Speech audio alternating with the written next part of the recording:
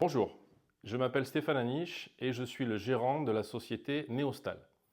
Neostal est une société basée dans les Landes à Saint-Jour-de-Marennes, spécialisée dans la rénovation énergétique. Nous accompagnons les particuliers dans leurs projets de rénovation énergétique. Nous avons créé une chaîne YouTube à destination des professionnels et aujourd'hui, c'est notre première vidéo. Nous avons choisi de traiter le thème des devis.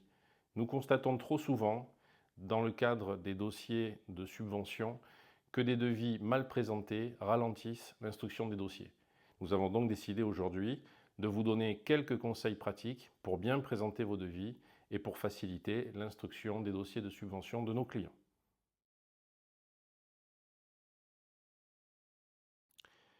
Conseil numéro 1. Mettre le logo RGE explicitement sur le devis sur la première page ou alors joindre le certificat RGE à la suite du devis. Le RGE doit être valide au moment du dépôt du dossier. Si la prestation est sous-traitée, faire apparaître le RGE du sous-traitant. Conseil numéro 2. Le mot devis doit clairement apparaître sur le devis. Les mots bon de commande, par exemple, ne sont pas corrects. Conseil numéro 3. Le devis doit être à l'adresse du bien à rénover. Conseil numéro 4. Le devis doit avoir une date postérieure au rapport d'audit. Il arrive parfois que le devis soit fait avant de réaliser l'audit. Dans ce cas, il faut le mettre à jour et mettre une date sur ce devis postérieure à la date de restitution d'audit. Conseil numéro 5, concernant la durée de validité du devis. Le devis doit être valide au moment du dépôt. Conseil numéro 6, le devis doit comporter un titre explicite relatif aux travaux chiffrés. Ça peut être par exemple pompe à chaleur RR ou alors isolation des combles perdus. Ce titre est indispensable. Conseil numéro 7. Le numéro de certificat RGE doit clairement apparaître sur le devis.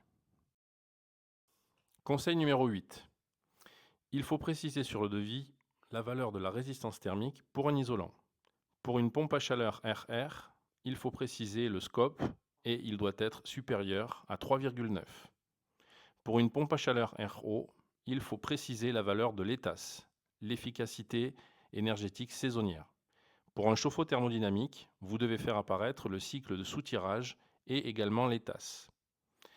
Pour les menuiseries, vous devrez faire apparaître les UW et SW pour les fenêtres et porte-fenêtres et les UD pour les portes. Et enfin, pour les volets, vous devrez mentionner une résistance thermique. Cette résistance doit être supérieure stricte à 0,22.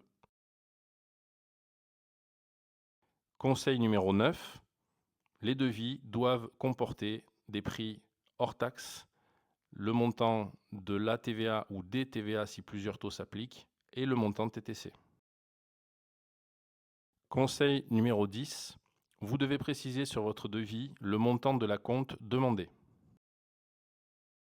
Et enfin, conseil numéro 11. Faire apparaître votre SIRET sur le devis. Il me reste à vous remercier pour votre attention. J'espère que cette vidéo vous a intéressé. N'hésitez pas à activer la petite cloche pour pouvoir être informé des prochaines diffusions de vidéos, à vous abonner à la chaîne et puis surtout à liker. Ça fait toujours plaisir. Je vous remercie et vous pouvez continuer à nous suivre sur les réseaux sociaux.